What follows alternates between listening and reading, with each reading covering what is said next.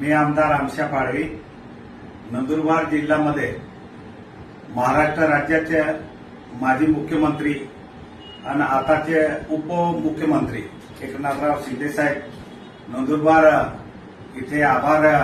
मला जे लोकांनी निवडून दिलं आणि त्याच्यासाठी जे तमाम या नंदुरबार जिल्ह्याचे असेल, माझ्या धडगाव अक्कलकुवा तालुक्याचे जे निवडून देणारे जे आदिवासी समाज असेल, इतर समाज असेल, त्यांचा आभार मानण्यासाठी एकनाथराव शिंदे साहेब 31 तारखेला महाकालाई माता मंदिर ठिकाणी येणार आहे 1 वाजता.